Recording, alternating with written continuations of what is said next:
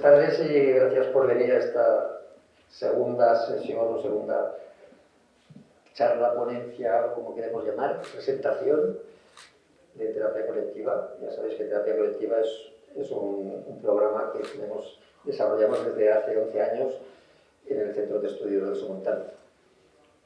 Bueno, ya sabéis lo que es el Centro de Estudios, no me voy a alargar con eso. El que no sea socio se puede coger una hojita y poner sus datos. Antonio ya está socio. Bueno, pues hoy nos toca abordar un tema del que se habla mucho, cada vez se habla más en los medios de comunicación en general, porque según dicen las encuestas es el problema que más preocupa a los españoles hoy en día. No sé luego la preocupación a dónde lleva, pero eso dicen las encuestas. Entonces, pues, presentaremos a Javier Gil, que es el doctor en Sociología por la UNED y es investigador del CSIC, el Consejo Superior de Investigaciones Científicas.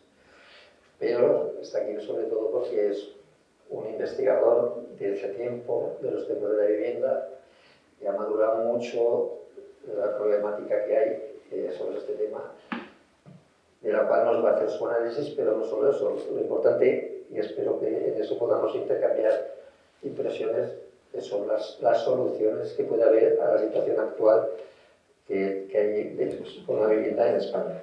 La verdad es que no los vamos a solucionar aquí, pero sí vamos a poder esbozar algunas líneas por las cuales debería discurrir un poco la solución. Tengo que decir que ha publicado un libro que está recién salido, hace 3 días. No, la semana pasada. Hace una semana, o sea que lo tenemos casi en primicia aquí y que lo podéis comprar para leer, aparte de lo que le explique. Y en su favor diré que los derechos de autor de ese libro no se los queda él, los ha cedido a los movimientos sociales por la vivienda, que habrá bastantes, pero él vive en Madrid, pues bueno, todo lo que saque del libro lo va a dar gratis a estos colectivos. Y bueno, que no sé si al final no va a estar mal hablar contigo al final. No, creo que no. Bueno, pues él explicará, pero yo creo que en cualquier momento te pueden interrumpir, hacer preguntas y ya empezamos. Pues que os aproveche a todos. Vamos a ver lo que aprendemos. Gracias. No, me he olvidado, pero lo más importante. La poesía. Es que la vida sin poesía no sería vida. Entonces, aunque hablemos de temas muy abruptos, hay que sacar una poesía para elongar nuestro espíritu. He escogido una poesía de Mario Benedetti, que es muy conocido, y que habla no usa el término vivienda, pero habla de la casa, que yo creo que es un concepto que se relaciona con la vivienda, pero que tiene más profundidad, porque la casa es algo más que eso. Y dice: no cabe duda, esta es mi casa, aquí sucedo, aquí me engaño inmensamente. Esta es mi casa detenida en el tiempo. Llega el otoño y me defiende, la primavera y me condena. Tengo millones de huéspedes que ríen y comen, copulan y duermen, juegan y piensan. Millones de huéspedes que se aburren y tienen pesadillas y ataques de nervios. No cabe duda, esta es mi casa. Todos los perros y campanarios pasan frente a ella, pero a mi casa la azotan los rayos y un día se va a partir en dos. Y yo no sabré dónde guarecerme porque todas las puertas dan afuera del mundo. Gracias a Mario Benedetti.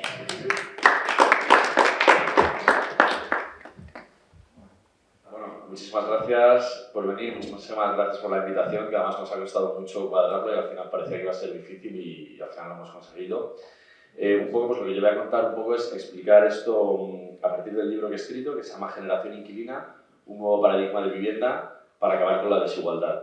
Básicamente lo que intento analizar en el libro es por qué está pasando todo lo que pasa, que vemos todos los días en los telediarios, las noticias, de lo que sucede en el ámbito de la vivienda, por qué es tan difícil a priori resolverlo y también por qué, o a modo de hipótesis lo que yo planteo en el libro, por cómo se soluciona este tema, un poco va a ser central, digamos, va a ser central el rumbo que tomen nuestras sociedades, ¿vale? Es decir, no es solo o por lo menos así lo planteo en el libro, no es solo algo que tenga que ver con el ámbito de la vivienda, sino que tiene que ver con una crisis económica y de bienestar muy importante y que se está disputando desde dos frentes. Uno es una forma más autoritaria, una crisis que la gobierna la extrema derecha a partir de generar más divisiones sociales, más exclusión, y por otro lado, otra forma de salir, que tome la sociedad otro rumbo para solucionar esto, que refuerce la democracia, la redistribución de la riqueza y el bienestar para las mayorías sociales.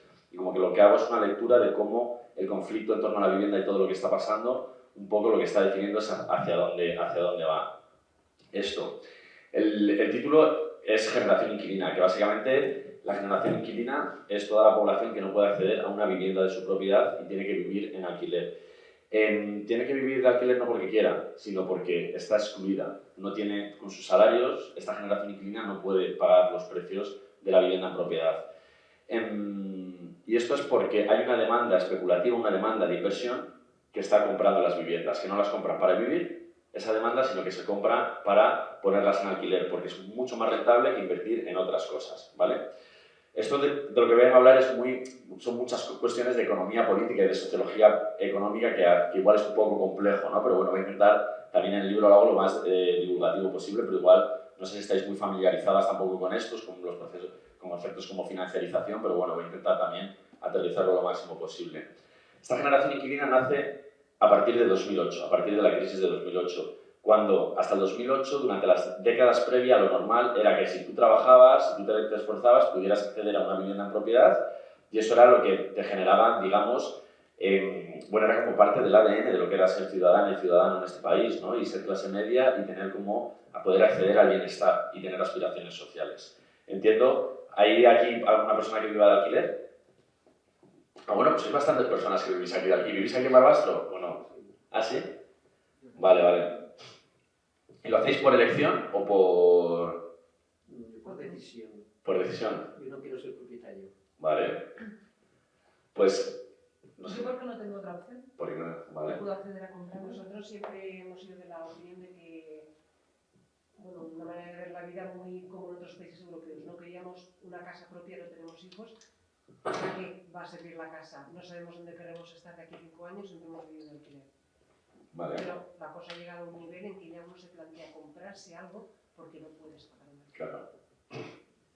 La mejor forma de generar un país de propietarios y fomentar la vivienda en propiedad es atacando el mercado del alquiler, ¿vale? Ayer me decían en una entrevista que me hacían, vengo de Barcelona a presentar el libro, y un periodista me decía, como un poco para tensionar las hipótesis del libro, me decía, ¿tú sabes que han publicado aquí una encuesta que dice el 73% de los inquilinos quieren vivir en una vivienda de propiedad? Y le decía, no, si lo que me sorprende es que no sea el 100%, porque ahora mismo vivir de alquiler es estar expuesto a precariedad, a empobrecimiento, etcétera, etcétera, ¿no? Entonces, el libro también documenta mucho esos procesos, no puedes tener una vida digna ya. Entonces, no es como en otros países, como comentabas, como en Berlín, como en Viena, como en Suecia, Dinamarca, etcétera, donde se puede vivir de alquiler de manera digna. ¿Por qué? Porque los alquileres son indefinidos, es decir, que si tú alquilas una casa y pagas el alquiler, no te pueden echar nunca, ¿vale?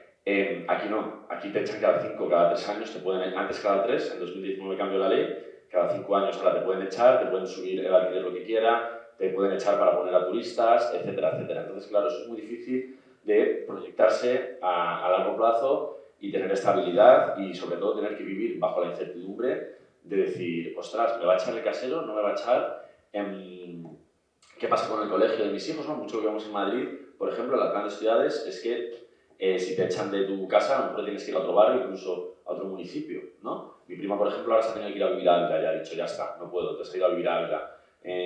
Estos municipios de alrededor de Madrid, de otras comunidades autónomas, se están convirtiendo en la nueva periferia, ¿no? Por culpa de los alquileres. Pues bueno, yo lo que planteo es que esta generación inquilina no es que viva así porque sufra esto, digamos, porque no haya casas, no es una situación de escasez, sino que vemos que hay una fuerte concentración de propiedades y de riqueza, que eso es lo que está pasando. Para explicar esto voy a retomar un poco bueno, hace 100 años, y básicamente vivimos en sociedades donde los modelos dominantes se basan sobre un modelo que era el fordismo y el keynesianismo. Básicamente, que es un modelo que se instaura a nivel internacional, sobre todo Estados Unidos, Europa, etcétera, después de la Segunda Guerra Mundial. Y un poco es el pacto es una época de crecimiento explosivo, ¿vale? De la economía, se crece mucho, se explota la sociedad de consumo, de repente la población puede consumir muchísimo más y hay un pacto social que se basa en que la inversión, como genera mucho crecimiento y mucha productividad, hay sindicatos laborales muy fuertes que consiguen que al beneficio empresarial está vinculado el beneficio de los salarios. Entonces hay prosperidad para los empresarios, lo hay para los trabajadores. Y el Estado interviene proveyendo un montón de servicios y evitando que haya un conflicto de clases para intentar pacificar la sociedad y porque redistribuye también hacia abajo. En los años 70 este modelo entra en crisis y hay un proceso de reestructuración global, ¿vale? Que normalmente se definen por tres conceptos: globalización, financiarización y neoliberalismo. La globalización lo que entendemos principalmente es que dicen, bueno, como hay una crisis de rentabilidad, que cada vez es más difícil invertir y generar, obtener elevados beneficios, los beneficios van cayendo, pues una de las cosas que van a hacer es decir, vamos a mover las fábricas a aquellos países donde el trabajo sea más barato, ¿no? Pues lo que llaman el sur global, ¿no? Pues hay que cerrar fábricas, industria en España, ¿no? Esto lo hemos vivido desde los años 70, ¿no? Los años 80, etcétera, hacia otros países del sur donde vale menos el trabajo. Para ello también hay que acabar con dos elementos centrales de los pactos anteriores, que uno es el estado de bienestar y otro son los sindicatos laborales. Se dice que la crisis que nace en los años 70, lo que ataca, digamos, este neoliberalismo es a los sindicatos y a el estado de bienestar. Se dice que la población se está haciendo muy vaga, que vive muy bien la población. ¿Por qué? Porque los sindicatos tienen mucho poder de negociación. Entonces, claro, recordemos que en los años 70 en este país, si la inflación subía un 6, un 7%, los salarios subían un 8, un 10%. Hace unos años, cuando se disparó la inflación, aquí todo el mundo perdió capacidad adquisitiva. Nadie consiguió que le subiera el salario más de lo que subía la inflación. Eso hace 40 años era impensable. ¿Por qué? Porque había sindicatos súper potentes, muy fuertes, que paralizaban cualquier ciudad de este país con huelgas de 3 días, de 4, para que no les quitaran capacidad adquisitiva, para que no les quitaran bienestar, ¿vale? Entonces el discurso es hay que acabar con los sindicatos. Y el otro discurso es hay que acabar con el estado de bienestar. El Estado está interviniendo demasiado, está ayudando demasiado a la población. Si le das sanidad, educación, un montón de servicios, pues lo mismo, haces que la población se vuelva vaga. Entonces hay que reducir el estado de bienestar. Tiene que dejar de intervenir, tiene que ser el mercado quien organice la vida y la reproducción social. Así la gente espabila, ¿no? Entonces esto se llama una contrarrevolución neoliberal, que la lideraron Margaret Thatcher en Reino Unido y Reagan en Estados Unidos, ¿vale? Entonces, esto es un proceso de desposesión, es decir, a la población trabajadora le están quitando derechos, le están quitando capacidad de vivir bien. Y este proceso va a ser un proceso que se inicia en los años 70 y se desarrolla en España y en toda Europa, Estados Unidos, etcétera, hasta el 2008, ¿vale? Y aquí la vivienda va a tener un rol central, porque se va a decir, bueno, si estamos quitando derechos, si estamos quitando capacidad adquisitiva a la población, ¿cómo podemos llevar a cabo esto de manera que esto no estalle en una revolución ni en conflictos, etcétera? Aunque hubo muchos conflictos, como por la desindustrialización, ¿no? Por ejemplo. Entonces dicen, bueno, vamos a transformar a la población en propietaria, porque si les hacemos propietarios y el precio de la vivienda nunca baja y la vivienda siempre va a subir, de repente van a estar interesados en mantener la paz social y en estar interesados en que suban los precios de la vivienda y de los mercados financieros, porque de los años 70 en adelante los mercados financieros van a tener cada vez más peso. Entonces esto es un proyecto político ante todo, es decir, como un proceso de desposesión y de quitar derechos a la población se puede llevar a cabo de manera pacífica. El ejemplo que se suele decir siempre es Margaret Thatcher en Reino Unido, un programa por el cual la vivienda pública, donde vivía la población más empobrecida del Reino Unido, les transforma en propietarios. Y ya les dice, no, esto que es vivienda pública y social, ahora os la voy a dejar que sea vivienda propiedad vuestra, la vamos a privatizar y va a ser vuestra, os la voy a dejar a precios muy baratos y ya vais a ser propietarios de esas viviendas. Y si sube el precio de la vivienda, pues es patrimonio que ganáis, os beneficiáis vosotros. Y esto fue súper importante porque desde los años 80 hasta el 2008 el precio de la vivienda se disparó en todas las economías, ¿vale? En el caso español, este proyecto ha sido esta trayectoria mucho más intensa porque se utilizó desde el franquismo. Hay una frase que igual habéis oído mucho del ministro de Vivienda Arrese, que en 1957 dijo: no queremos un país de proletarios, queremos un país de propietarios. Era época en la que en España había mucha migración de zonas como de Andalucía, de Extremadura, hacia Barcelona, hacia Madrid, y se empezaban a construir, estaban creciendo muchas estas ciudades por toda esta migración, gente que venía a buscar una vida mejor a estas ciudades, a trabajar en la industria y a los trabajos y servicios en torno a estas.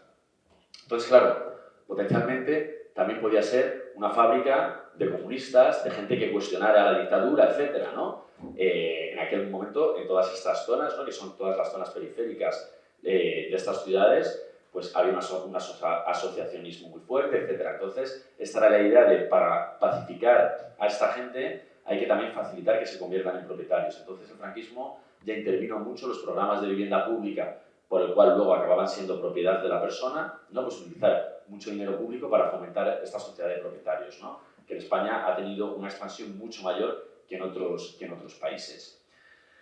Luego, claro, lo que vemos que pasa desde los años 70 hasta el 2008 es que de repente la desigualdad se dispara. Si desde la Segunda Guerra Mundial hasta los años 70 el crecimiento económico de un país, el crecimiento del beneficio empresarial crecía en paralelo al crecimiento salarial de los salarios, a partir de estos momentos, los años 70 y 80, se empieza a producir una ruptura.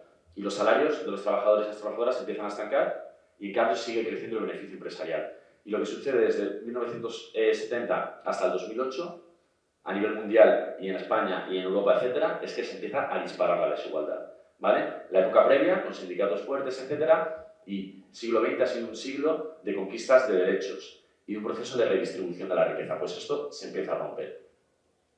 En el caso español, las burbujas inmobiliarias, bueno, hay un momento central que es, ¿os suenan los contratos de renta antigua? Los contratos de alquiler, ¿no? ¿Sí? Vale, pues estos son los contratos que se firman antes de 1985.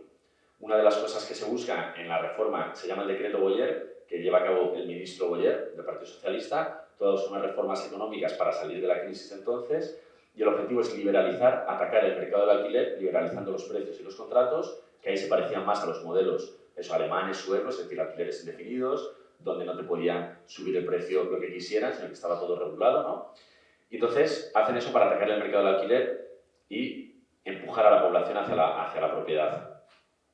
Lo que sucede es que se genera la primera burbuja financiera inmobiliaria en España, ¿vale? Se disparan los precios de la vivienda, la primera inversión especulativa, y eso nos sirve como antecedentes de lo que luego será la siguiente burbuja inmobiliaria. Hay una cosa, como para explicar, como un mecanismo, lo que llamamos ingeniería financiera, que son formas de estafas legalizadas que hacen los mercados financieros, que básicamente para sostener todo esto, ¿no? Antes de los años 80, un banco, cuando te daba una hipoteca, estaba muy interesado en asegurarse de las condiciones económicas de la población a la que le daban la hipoteca, porque le interesaba que le pagaran esa hipoteca, ¿vale?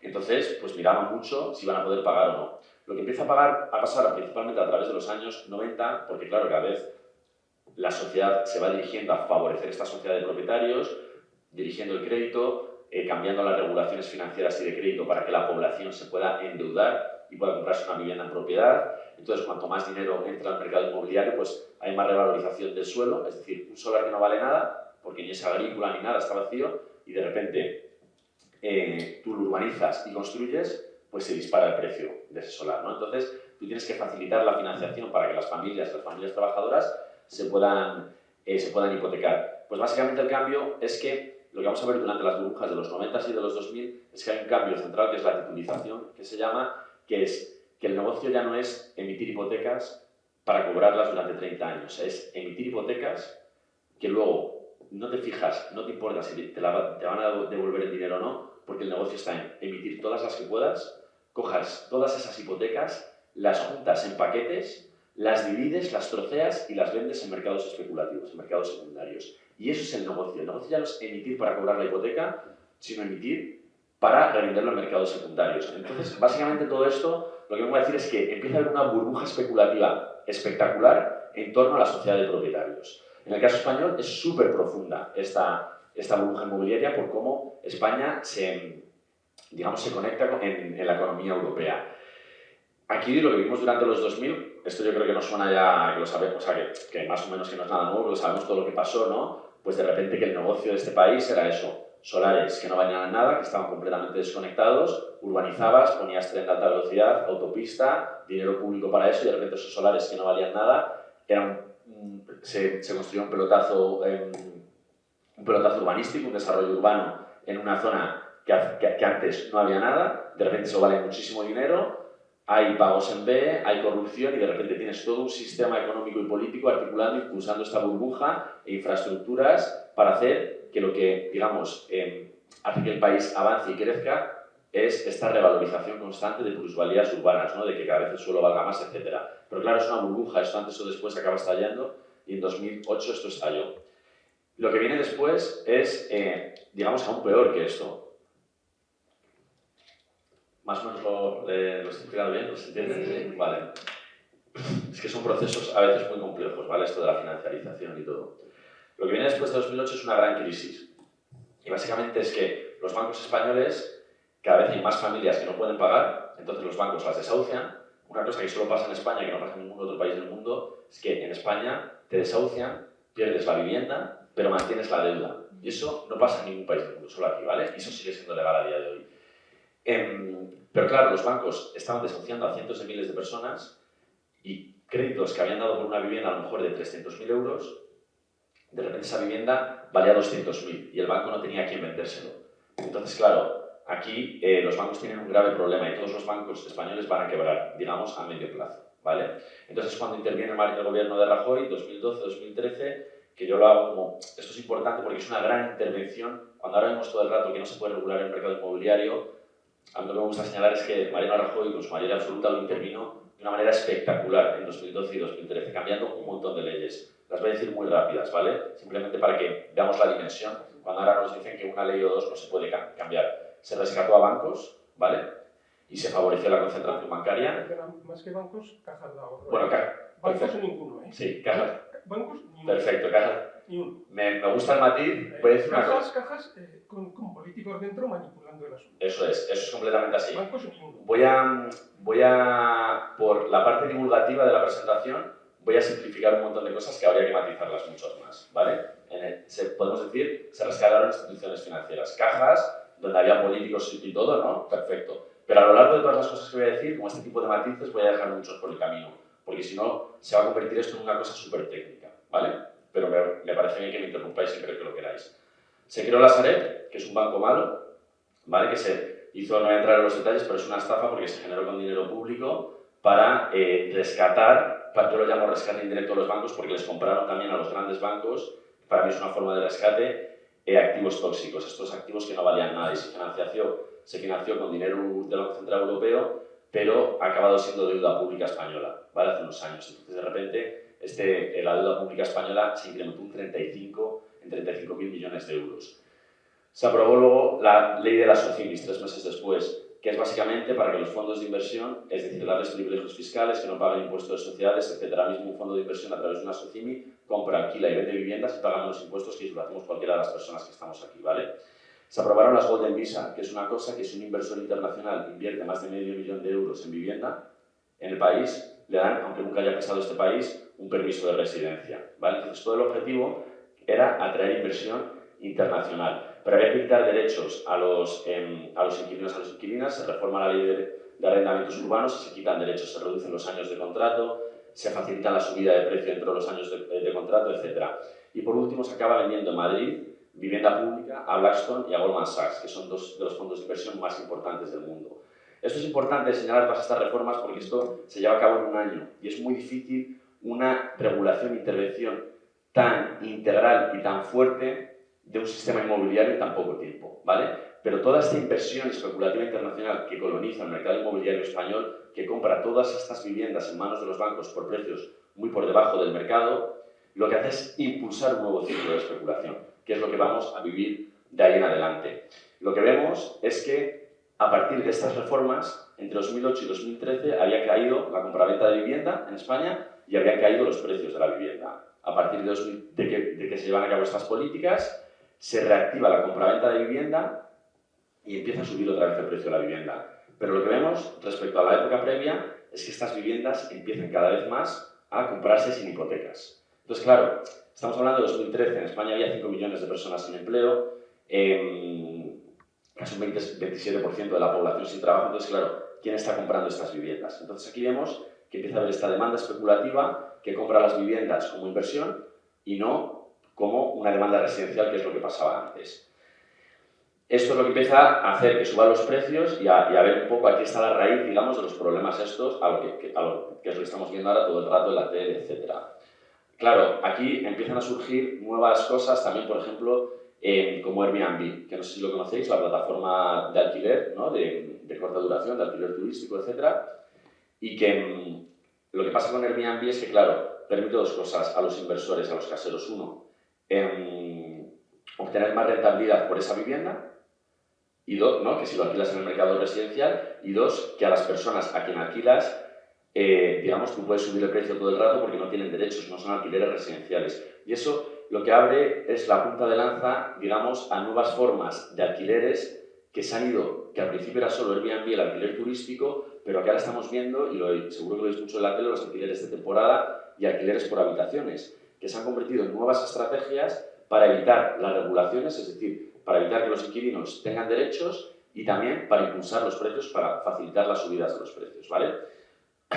Por ejemplo, en el caso de Barcelona, donde están regulados los precios de los alquileres, ahora lo que vemos que pasa es que cuando se aplicó la regulación, inmediatamente cayó la oferta de vivienda en alquiler residencial y se empezaban a anunciar como alquileres de temporada. Pero eso no significa que quienes les alquilaran esas viviendas se las estaban alquilando como alquileres de temporada. ¿Me explico? Sino que era gente que las utilizaba para vivir, pero con otra forma de contrato, con una forma de contrato que le quitaba derechos a los inquilinos. ¿Vale? Entonces, esto es un poco el panorama de dónde estamos yendo.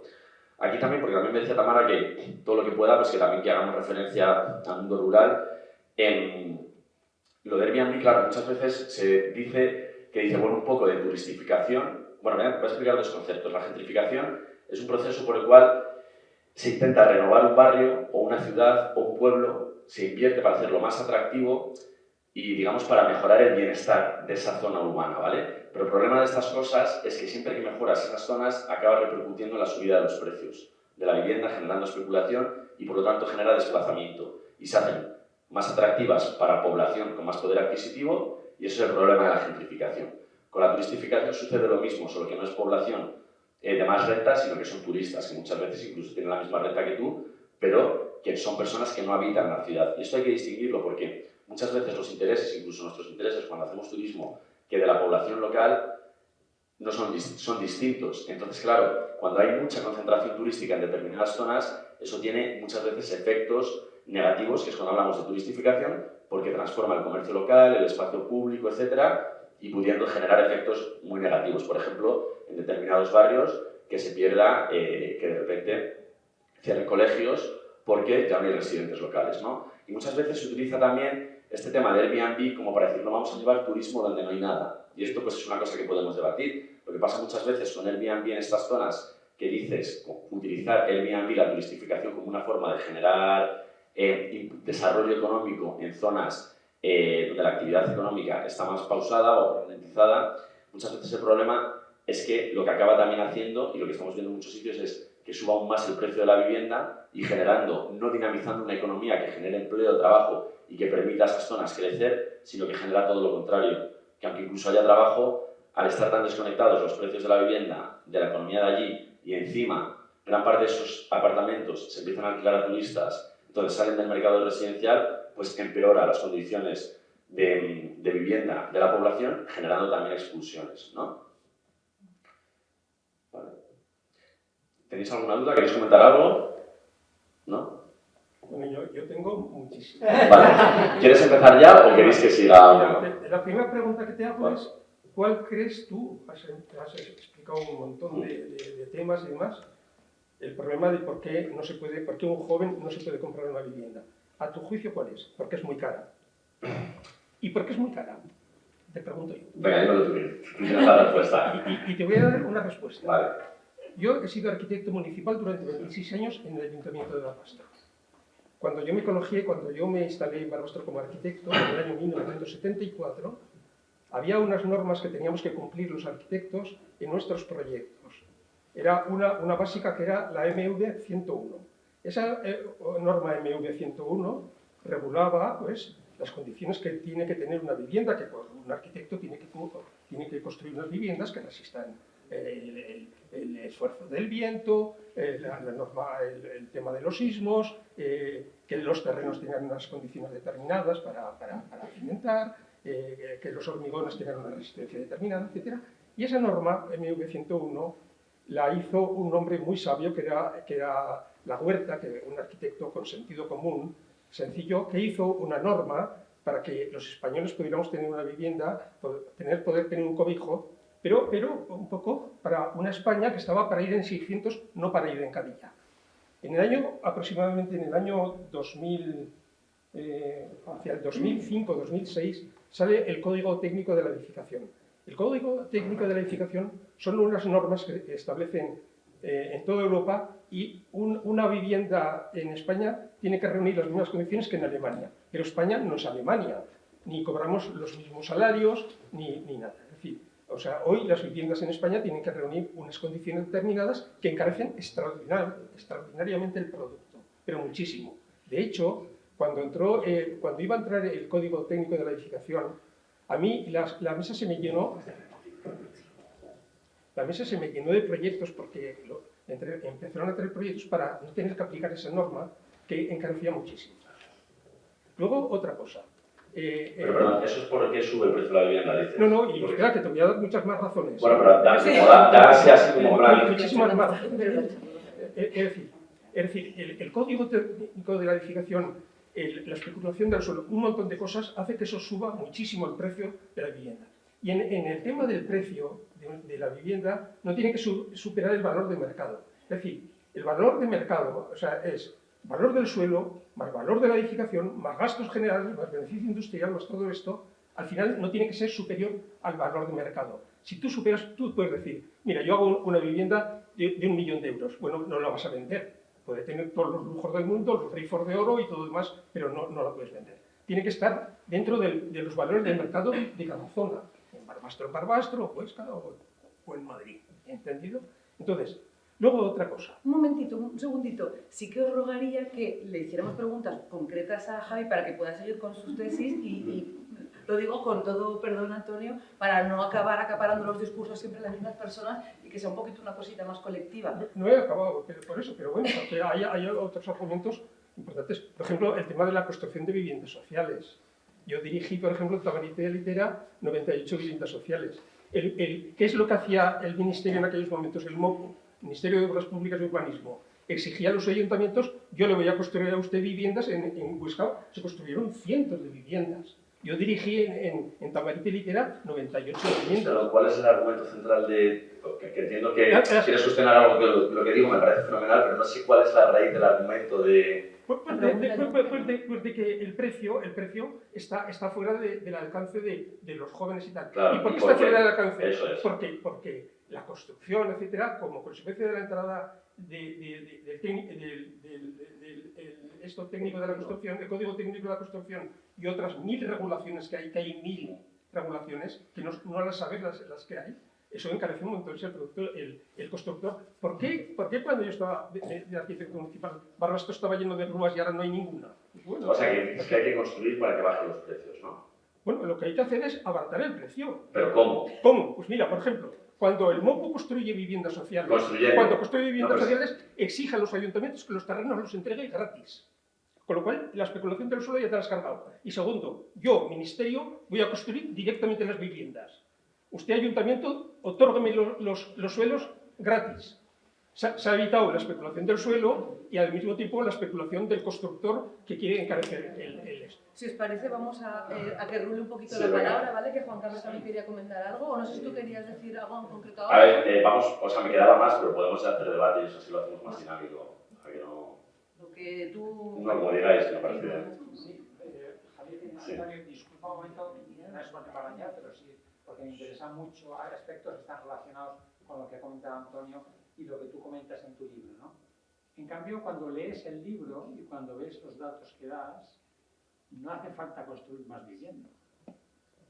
Y en principio, esa es una cosa que sorprende porque, claro, las comunicaciones que oímos continuamente es que hace falta más vivienda. Bueno, pues yo creo que en el libro, a base de datos y a base de planteamientos, no hace falta construir más vivienda, ¿no? Por lo tanto, no trato de impugnar lo que comentaba Antonio, pero sí matizar mucho esa idea de que por qué hay que construir más vivienda. El problema, yo creo que está muy relacionado, ¿no? Bueno, simplemente es esto. Vale.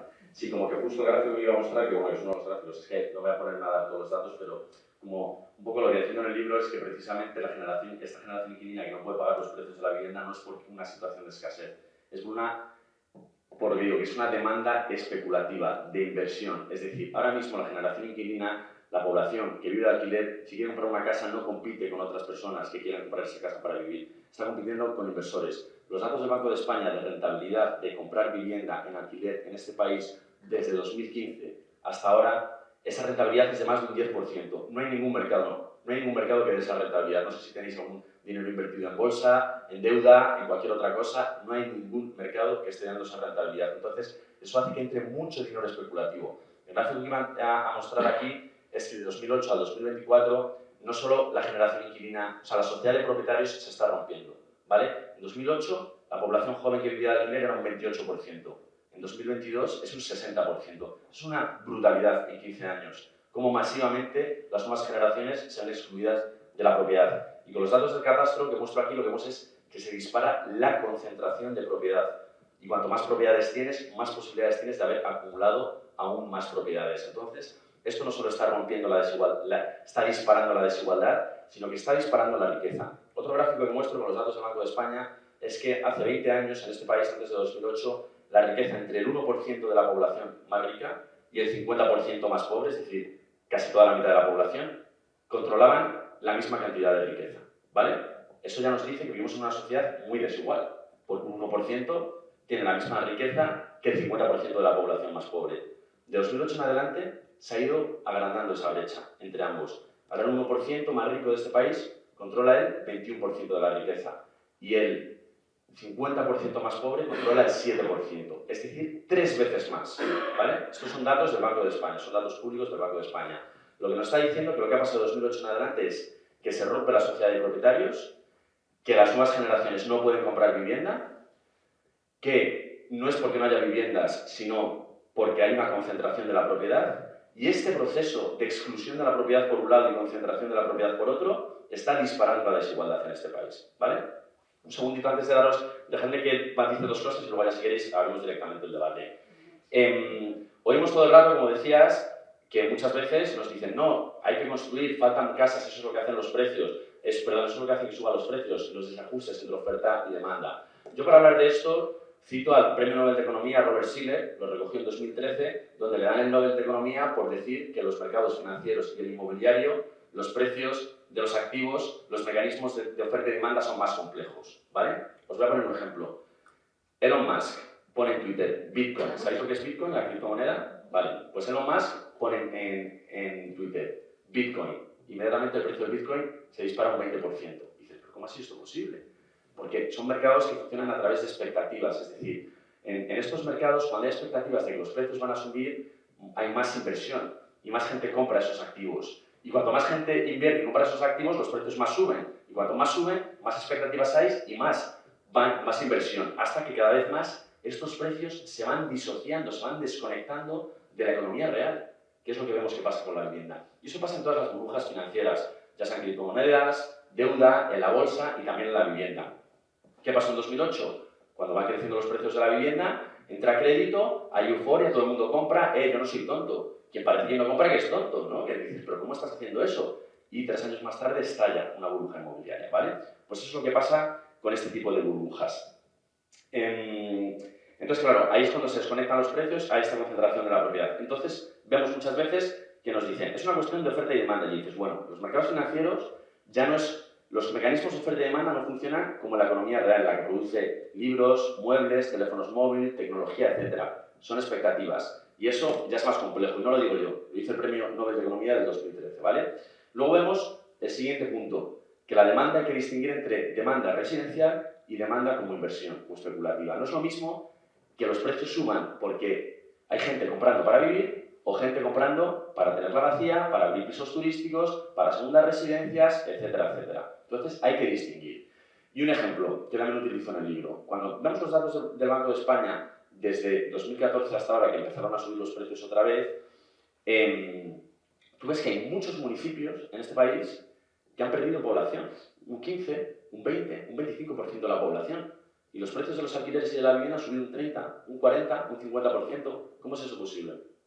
¿Cómo puede ser? A ver, si es una cuestión de demanda, ¿cómo puede ser que en este país haya municipios que pierden población y perder 20% de población en 10 años es una barbaridad?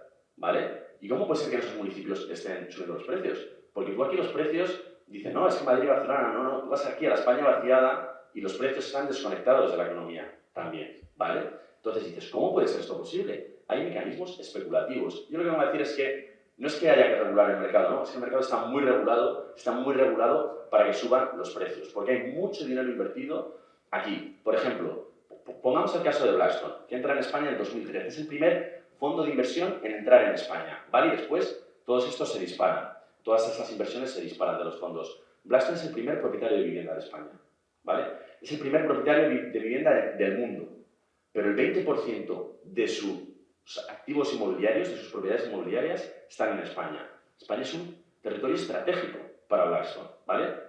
El dinero que ha invertido de Blackstone es el dinero de fondos de pensiones, de los principales fondos de pensiones del mundo, de las principales aseguradoras del mundo, de un montón de estados árabes, etcétera, que invierten muchísimo dinero ahí para que Blackstone se lo invierta, porque los fondos no invierten su dinero. Ellos dicen, oye, voy a invertir dinero en España, voy a captar fondos, y todas estas grandes entidades financieras les dan dinero para que lo inviertan, ¿vale? Las principales patrimonios mundiales, etcétera. Y eso se invierte en España, es decir, que el dinero que está entrando aquí de Blackstone no es un dinero de cualquiera, es dinero con mucha fuerza política, con muchos intereses, con mucha capacidad para marcar políticas de vivienda. El fundador y presidente de Blackstone, primer propietario de vivienda de España, insisto, es el principal donante de Donald Trump y uno de sus principales asesores. Es decir, simplemente para señalar la dimensión de estos fondos, ¿vale? Que no es simplemente una inversión, es decir, hay mucho poder político detrás de estas inversiones, ¿vale? Entonces, por eso muchas veces es difícil cambiar estas regulaciones, pero hay que insistir que aquí se les puso la alfombra roja, porque tú miras a Europa, luego yo hay un capítulo que llamo Guerra contra las políticas de vivienda. O sea, lo que vivimos es una guerra contra las políticas de vivienda. Cataluña, que es una de las comunidades que más ha regulado, lo vemos todos los días. Hoy yo leía una noticia. Los inversores se van a ir de Cataluña. Y aquí yo me hago la pregunta. Es que igual se tienen que ir. Es que un inversor que busca una rentabilidad, un especulador tan alta, se tiene que ir del país. Y necesitamos a inversores que acepten otras reglas del juego, rentabilidades más bajas. O que se vayan y vendan las viviendas y la compre la población que quiere vivir en esas viviendas. Es decir, no es malo que se vayan ciertos inversores. En Viena, por ejemplo, Viena, Suecia, Alemania, contratos de alquileres indefinidos. Precios de los alquileres controlados por ley, ¿vale? No puedes poner tú lo que quieras, ¿vale? Aquí te dicen, no, es que, bueno, hago primero las medidas. Precios de los alquileres fijados por ley. Sanciona la vivienda vacía. No como aquí, que hay casi 4 millones de viviendas vacías en España. Todo este tipo de medidas ya existen en Europa y aquí te dicen, no. Bueno, prohibición de los pisos turísticos. Nueva York prohibió hace 2 años todos los pisos turísticos. De un día para otro cerró el 90% de los anuncios de Airbnb. San Francisco los ha prohibido. París, Ámsterdam, Londres. Es decir, no son anomalías, son las principales ciudades del mundo, ¿vale? Pero aquí parece que si regulas se hunde, ¿no? Y yo lo que insisto es que esto está regulado ya. Entonces luego hay también un discurso, entonces cuando hablo de estas guerra contra las políticas de vivienda que oímos todo el rato los medios de comunicación, que hay que, un poco lo que digo en el libro es que hay que estar atentos, porque si no interiorizamos discursos que en el fondo que lo que quieren es que nos alineemos con los intereses del rentismo y de estos grandes inversores y no con los de la generación inquilina. Y eso es peligroso, porque hay que saber que muchas veces estos discursos tienen intereses muy poderosos detrás. Cuando oímos también lo de la seguridad jurídica, ¿no? Es que en este país no hay seguridad jurídica. Cuando hablas de dar más derechos a los inquilinos, dices, pero si no tenemos los derechos que tienen en el resto de Europa, ¿cómo nos hablas a nosotros? Dices que aquí los caseros no tienen seguridad jurídica. Tienen más seguridad jurídica que en cualquier otro sitio de Europa, donde un casero no puede, una vez que alquila un piso, y no solo en Europa, en San Francisco, en gran parte de sus viviendas, un casero que alquila no puede expulsar nunca al inquilino, al menos que se vaya a vivir a esa vivienda. Es decir, lo de expulsar a un inquilino para buscar a otro que pague más está prohibido en muchas ciudades de Europa y Estados Unidos, y aquí es legal. Entonces, pero cuando tú quieres cambiar esa ley, te dicen, no, seguridad jurídica. Y es que hay una cuestión que que muchas veces dicen, no, cada uno con su vivienda puede hacer lo que quiera, los inversores, los caseros pueden hacer con sus viviendas lo que quieran. Y aquí esto nos remite a otra cuestión, la propiedad privada como un derecho absoluto. Vivimos en países donde la propiedad privada es un derecho fundamental, pero no es un derecho absoluto. Es decir, el artículo 33.1 de la Constitución Española reconoce el derecho a la propiedad privada. Inmediatamente, en el mismo artículo, en el punto 2, dice que la propiedad privada está sujeta a su función social. Tú no puedes hacer lo que quieras con tu propiedad privada, ni aquí, ni en Europa, ni en Estados Unidos, porque la propiedad privada como un derecho absoluto es propio de sociedades feudales, no de democracias liberales, que son los regímenes en los que vivimos, ¿vale? Entonces, claro, muchas veces estos discursos lo que buscan, de alguna manera, es insistir más en quitar derechos que ya están garantizados en la Constitución. Es decir, se puede regular y se puede poner límites, pero hay muchos discursos en torno a esto. Bueno, tenía 3 preguntas, si queréis no sigo, como veo que hay mucha gente preguntando. Si queréis estaba yo por allí. He estado escuchándote y me resulta un poco, hombre, muy extraño que no cites la creación de hogares como algo que determina el incremento de los precios. En España en los últimos años se han incrementado los hogares 4 veces más que el número de viviendas que se ponían en el parque de alquiler. Eso es imputable básicamente al incremento de la población que ha vivido este país. Ese dato es mucho mayor que el impacto que pueden tener los fondos que has citado tú, que creo que son 6.000 viviendas de un parque de 24 millones. Eso es muy reducido. Yo te digo que en Barbastro, por ejemplo, no hay ningún fondo de inversión y opera las mismas fuerzas de mercado y las mismas restricciones para la construcción, los mismos problemas que tiene el acceso a la vivienda, la juventud, que en una ciudad elevada. Disociar demanda y oferta, que tú insistes en disociarlo, es un flaco favor a la economía, porque al final... Pero no he hecho eso en ningún momento, he matizado, pero... Cuando no atiendes a la creación de hogares como mecanismo que incentiva el crecimiento de precios, si tú estás metiendo, se está llegando a España, 500.000 de personas al año, 1 millón de personas al año, y se instala, y pongamos 80 millones de turistas, estás creando unas tensiones en el mercado inmobiliario que no son menores. No digo que sean principales, pero no son menores porque, evidentemente, por ejemplo, hay otro factor fundamental que tira los precios hacia arriba, que lo acabas de citar ahora, que es las viviendas vacías. En Barbastro hay un 8% de viviendas vacías. Es una de las tasas más bajas que hay en Aragón. Más baja que en Zaragoza, capital. Eso, cuando no construyes, significa que ese shock de oferta va a determinar lo que pueden exigir los propietarios por los pisos que tienen en disposición. Vale, contesto ya si quieres. Sí, Vale, perfecto. Bueno, lo primero, también esto, o sea, como he hecho muchos esfuerzos en explicar los mecanismos de oferta y demanda en el mercado financiero, distinguir entre demanda residencial y demanda especulativa, para que luego me digas que estoy desconectando el uno del otro cuando todo el rato estoy explicando eso. Si queréis lo vuelvo a explicar, pero lo he intentado explicar de manera... Es decir, hay que distinguir entre una demanda especulativa y una demanda residencial. El argumento de han llegado a este país 4 millones de migrantes en los últimos 4 años. Obviamente eso ejerce presión. El problema es que los precios empezaron a subir en 2014. Es decir, ¿cómo explicamos toda esta subida de los precios de los alquileres 2014 a 2020 cuando no estaban entrando migrantes en este país? ¿Cómo lo explicamos? Porque el cambio demográfico tan fuerte del que se habla de 2 millones de migrantes es en los últimos 4 años. Los precios empiezan a subir en 2014. Saca las cifras del INE si quieres y las traes y las debatimos. Si es que lo estamos estudiando, es decir, que esos son datos que están ahí. Los migrantes, los 2 millones de migrantes han llegado en los últimos 4 años. Los precios crecen antes. Luego hay otra cosa que parece contraintuitivo, lo de los fondos de inversión, has dicho 6.000 viviendas, ¿vale? Otro problema es que no hay transparencia en este país porque mi hipótesis es porque no quiere que se sepa, ¿vale? Has dicho que hay 6.000 viviendas de fondos de inversión en este país. ¿Solo? ¿Cuántos has dicho? Solo de esa empresa. ¿De cuál? ¿De Blackstone? Sí. Blackstone tienes que ni se sabe, pero a lo mejor tienes 50, 60.000 o 70.000 viviendas, vamos. Mira, solo en la operación, está documentado en el libro, tenéis los datos, tenéis las fuentes, hubo 6 operaciones súper fuertes entre 3 fondos de inversión, Blackstone, Cerberus y Lone Star, y 6 bancos españoles, donde solo en 6 operaciones compraron 450.000 viviendas en este país, ¿vale? Es decir, que no es... Compraron de los bancos, Vale, bueno, vale, es que no puedo, digamos, debatir cifras que están ahí, que son del Banco de España, etcétera, no pasa nada. Pues vale.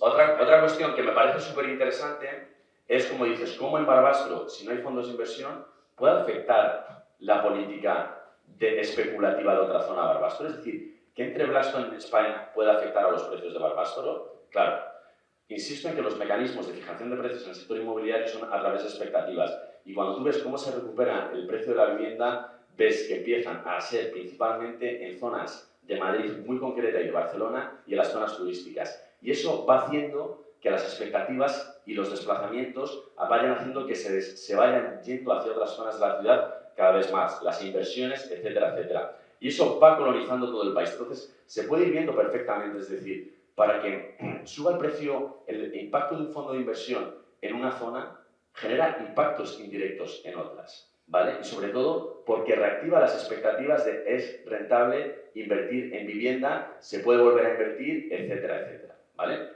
Luego, lo de la vivienda vacía, claro, es un tema que aquí se utilizan muchos argumentos contra la vivienda vacía porque directamente, claro, es que hay un tercio de la vivienda vacía está en este país.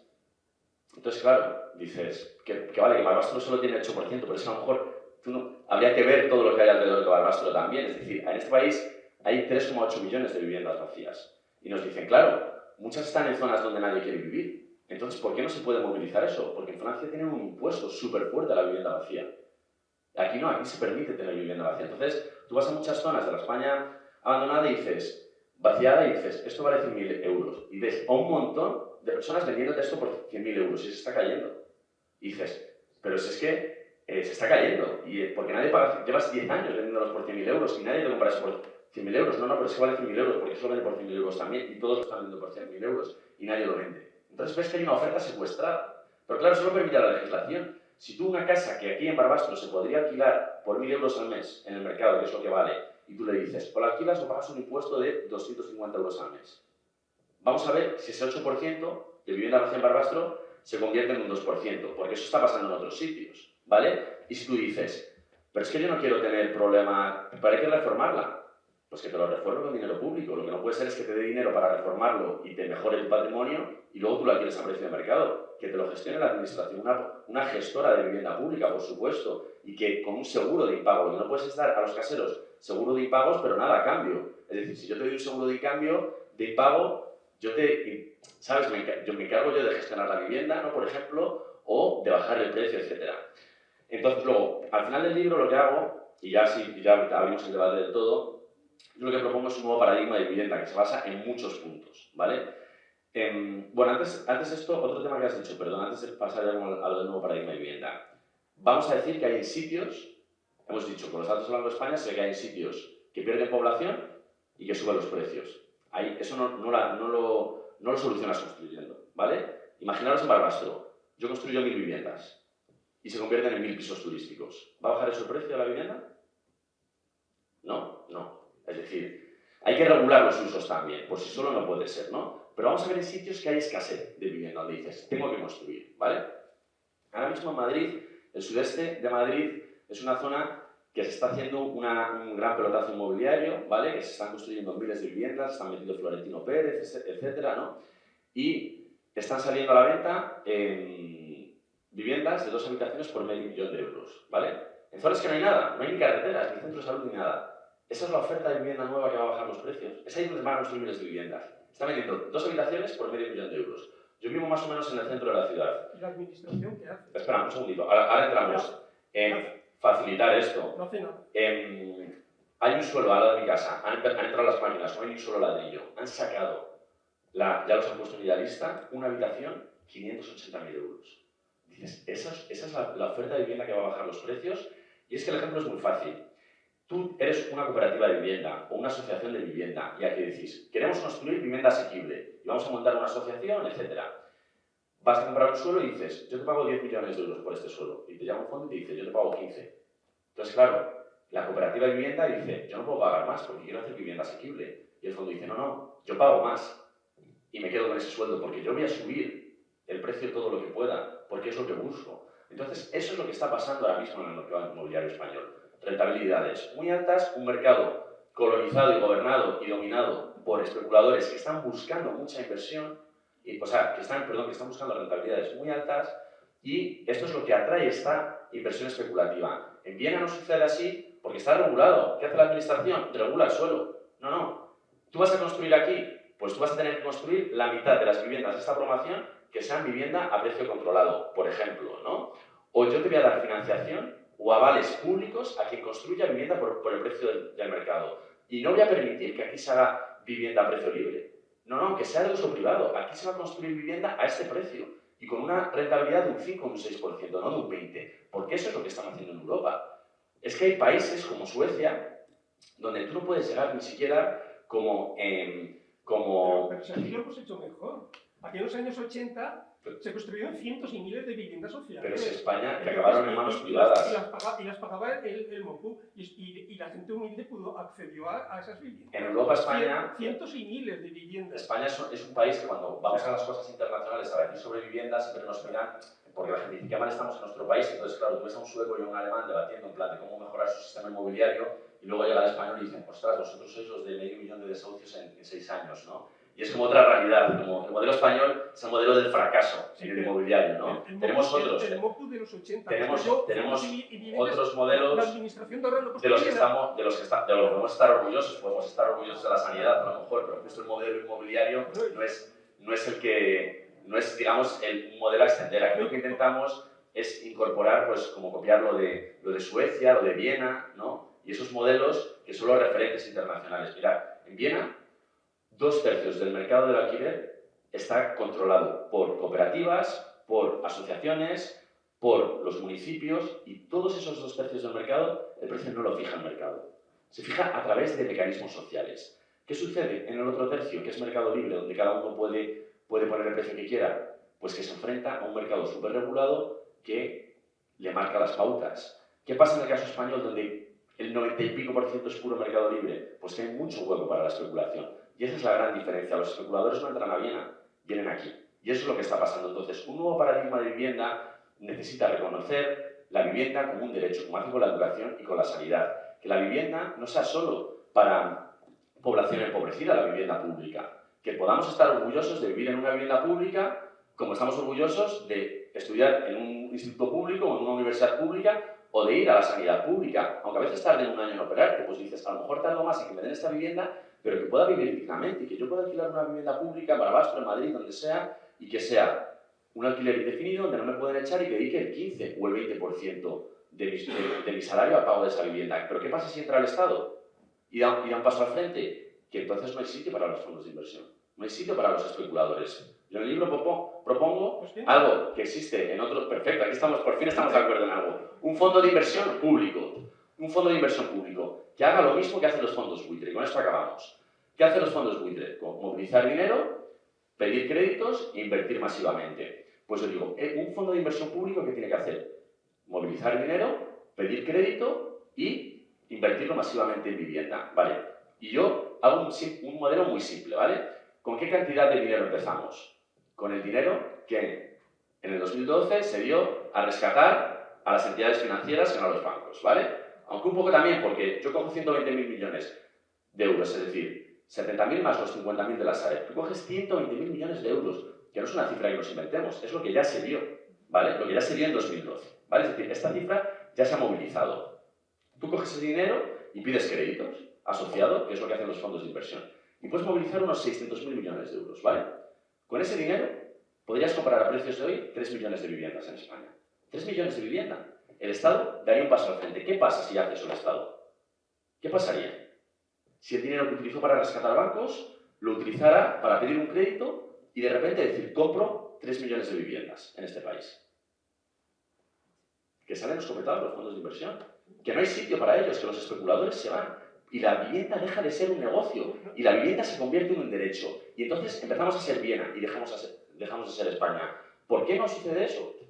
Porque no hay interés político. Porque no hay interés en que pase esto, porque hay que recordar que el sufrimiento de la generación inquilina, vosotros estáis diciendo, ya no podemos vivir de alquiler, no sé qué, no es por una situación de escasez, porque hay gente y empresas y fondos que están ganando mucho dinero. Y volvemos al gráfico de cómo se ha disparado la desigualdad en estos 20 años. Y el economista Thomas Piketty, que le cito mucho en el libro, que es uno de los mayores expertos a nivel mundial sobre desigualdad, él está diciendo que lo que está pasando con la vivienda está rompiendo las sociedades y que estamos entrando en un mundo donde da igual que trabajes, que estudies o que te esfuerces, que la única capacidad de vivir bien va a ser heredar una vivienda. Y las nuevas generaciones, da igual cuánto se esfuercen o estudien, porque si no heredan esa vivienda, les dan la entrada para el crédito, no van a acceder a ese bienestar que en el siglo XX fue posible. Y él dice que el siglo XXI va a parecerse más al siglo XIX que al siglo XX. Es decir, a un siglo marcado por la desigualdad y la ausencia de derechos. Mientras que el siglo XX fue un siglo de bienestar, de conquistas de derechos, de avances sociales, estamos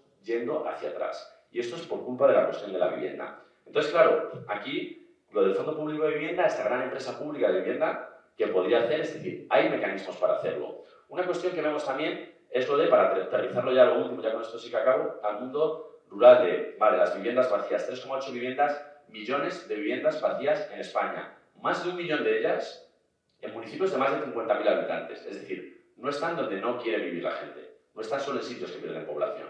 Al menos más de 1 millón de ellas. El resto sí.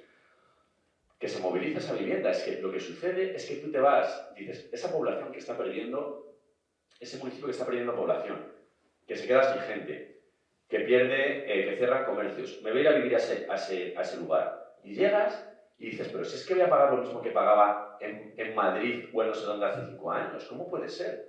Es decir, no te vas a esta España vaciada de repente a pagar un alquiler más bajo y poder vivir bien. Todo lo contrario, son precios ya inflados por la especulación. Entonces es el problema, y por eso no se regula, porque hay mucho dinero en juego, pero se podría hacer de otra forma. Entonces, a la hora de impulsar este nuevo paradigma de vivienda y de que bajen los precios y desfinanciarizar la vivienda para convertirla en derecho, porque una vivienda es 2 cosas ahora mismo en esta sociedad.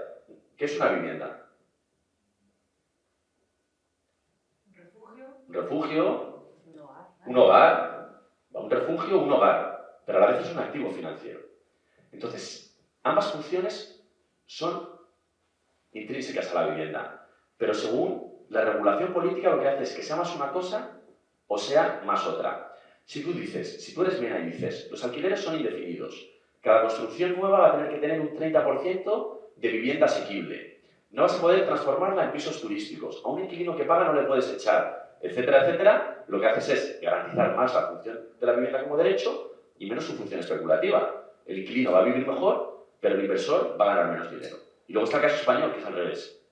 Facilidad a transformar menos derechos, facilidad de expulsar a un inquilino para buscar a otro que pague más, usos turísticos, alquileres de temporada, etcétera. Pero eso da más dinero, pero garantiza menos los derechos, ¿vale? Pues entonces la cuestión es que si de repente toda esta oferta, digamos, hacer presión en estos lugares que pierden población, en zonas rurales donde los precios también están inflados, apostar por políticas de vivienda que ahí busquen movilizar esas viviendas a través también de la administración y que la administración ayude. Si hay que reformar una casa, que la reforme. Pero claro, esas casas se tienen que movilizar y eso empieza a ejercer presión. Eso lo que hace es ejercer precisión hacia adentro, porque facilita que la población se mude a esos sitios, ¿vale? Y empiezas a generar una población que dice, yo me voy a ese sitio porque puedo tener otro tipo de vida que no me permite, que no puedo tener en otro sitio. Y eso lo que vas haciendo es que zonas despobladas o que están perdiendo población, empiece de repente a haber una demanda que quiere vivir ahí. ¿Por qué? Porque es más asequible vivir. España tiene un problema de densidad. Hay zonas superpobladas y zonas supervaciadas. Tú ves la densidad poblacional en los mapas de Europa y no tiene nada que ver, por ejemplo, Alemania con España, porque Alemania, la industria, por ejemplo, está mucho más distribuida por el país que en el caso español, que está súper concentrada. Y luego aquí tienes las zonas turísticas. Entonces, claro, tienes que redistribuir también la población. Pero tú no puedes redistribuir a la población si la población en estas zonas va a pagar alquileres inasequibles. Pero una nueva forma de reestructurar la economía y la población y la desigualdad es precisamente facilitando la movilidad a estos sitios. Pero para eso, la clave es que bajen los precios también en estos sitios donde hay una oferta secuestrada, muchísimas casas que ni se venden ni se alquilan y están ahí vacías, buscando unas rentabilidades que no son reales. Vale. Sí. Nosotros venimos de esa realidad. Nosotros llevamos 5 años casi en Aragón, venimos de Cataluña. No sufrimos la burbuja inmobiliaria Pues básicamente porque vivíamos en una zona rural y era un precio muy contenido, pero sí que la vimos desde fuera. Lleguemos aquí a Aragón y con la intención pues de buscar en un pueblecito lo que nos gustase, comprarlo. Sí, el mercado inmobiliario está secuestrado y en las zonas rurales aún más. Las casas están vacías para utilizarlas un mes o dos en verano, en donde toda la población de una generación atrás que emigró viene para disfrutar y hacer del pueblo, que lo recibe con las manos abiertas, así, su terreno de juegos, su camping particular, llámale como quieras. Esas casas se disfrutan un mes, dos al año. Después continúan vacías. Ni las quieren alquilar ni las quieren vender. Y mucho menos a la persona que ha venido de fuera para instalarse allí. Quieren que vuelvan los herederos de esas personas que emigraron para vivir allí. Eso lo hemos experimentado nosotros, con la imposibilidad de comprar nada en los alrededores y tener que volver a una ciudad cuando hacía como 20 años que no vivíamos en una ciudad. Y te das cuenta de que en Cataluña se han regulado los precios, lo que tú dices, y los alquileres están más baratos allí ahora que aquí. La burbuja especuladora o especulativa, como quieras decir, ha empezado a subir aquí en Barbastro y alrededores desde hace cuestión de un año. Es lo que tú dices, me piden 100.000 euros por esto, es un pajar y se está cayendo, porque la mayoría son casas de adobe, con las vigas combadas, que no pasarían los mínimos requisitos de seguridad. Es más, es que yo no entiendo cómo aquí no se ha legislado para que las viviendas cada 30, 40 años tengan que pasar un control arquitectónico o de lo que sea para asegurarte que no se te van a caer encima. Aquí te pueden vender algo que mañana mismo se te puede caer encima y matarte. Yo no entiendo cómo la legislación, quien tenga que legislar, desde el gobierno central, desde la administración pública, desde el gobierno de Aragón, es que a nivel europeo estamos en nivel tercermundista. Así es como lo veo. O sea, nosotros lo hemos experimentado en nuestras propias carnes. Todo esto que has dicho. Es que es así. No hace falta construir. A ver, en zonas muy densamente pobladas quizás sí. En la España rural, ni por asomo. Hace falta legislar. Hace falta multar. Hace falta sacar a la luz todo eso. Y no ese 8% teórico de vivienda vacía en Barbastro. No. Un 8 no, mucho más. Lo que pasa es que hay casas que se están cayendo. Si se arreglaran, habría un parque de viviendas impresionante en Barbastro. Y como quien dice Barbastro, pues en muchos lugares más. Me callo, ya he hablado demasiado. Sí. Cierto, hay varias cosas. Creo que la frase que tú has utilizado es: disocias oferta y demanda, es un flaco favor a la economía capitalista, ¿verdad? Sí, la que tenemos.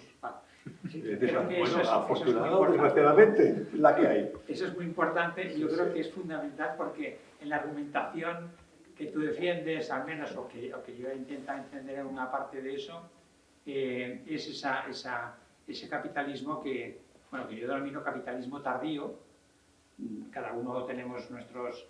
Yo con Piketty, en la medida en que entiendo, no acabo de entender muchas de las cosas porque yo no pertenezco al gremio, pero bueno, prefiero hablar de ese capitalismo tardío. Con respecto a eso, otra cosa, hablábamos del plan Berlín, al que tú te refieres, y uno de los aspectos que me llamó la atención es se hace el plan Berlín, se obtienen beneficios, pero en un momento determinado se deja ese plan. ¿Qué pasó ahí? ¿Por qué ese plan en un momento determinado, al menos por la información que yo tengo, o sea, hay un momento en el que comienza a dar, y de momento aquello se paraliza? Y un tercer melón que quiero abrir también es intentando mezclar lo que es la política, ¿no?, con lo que es el plan de Viena. ¿Qué política se hace en Viena? O sea, ¿qué partido político está detrás de ese tipo de planteamiento con respecto a la vivienda? Y hasta qué punto ese planteamiento ideológico se está siguiendo y dónde y como qué modelos, ¿no? Ya sé que son tres melones muy gordos, pero me interesan mucho, ¿no? Pero Juan Carlos, no te vayas tampoco tan lejos. Ponte en Barbastro. ¿Qué pasa en Barbastro? En Barbastro la administración no construye viviendas. Y entonces estaría todo en manos, diríamos, la vivienda que se pueda construir en manos privadas, ¿no? Promotores particulares que construyen. ¿Por qué no construyen los promotores particulares? Pasan un negocio, construyen una vivienda los precios de mercado son carísimos y por tanto no lo pueden porque no los pueden sacar al mercado porque no se lo van a comprar nadie. Ponte en Barbastro, no vayamos ni a Viena ni a ningún sitio más lejos. Aquí.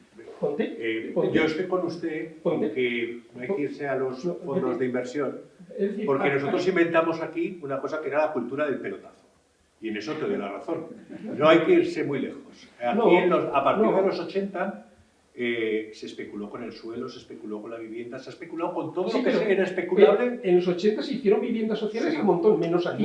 Muchas. Menos aquí. Menos aquí. Menos aquí. La que se hicieron en la calle Virgen del Puello, no se hicieron 16 viviendas. Sí, sí. Pero en Tamarete yo llevé la dirección de 98. Sí, sí. En Huesca se hicieron cientos de viviendas. En Barbastro no se están haciendo desde en Jaca, en Sabiñánigo, en todas las ciudades de Aragón y en toda España.